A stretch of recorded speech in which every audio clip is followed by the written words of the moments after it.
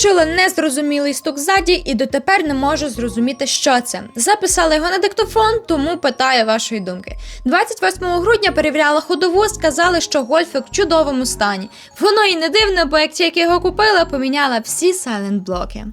А кілька днів тому почула дивний стукіт. Можливо, щось в багажнику, але ні. Далі подумала про те, що це почалось після снігів та сильних морозів.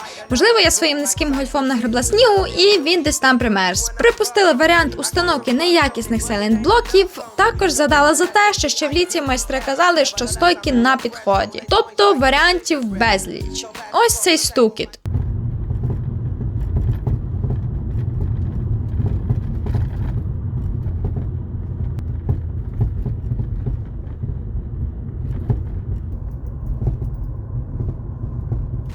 Пишіть свої припущення в коментарях. Всім па!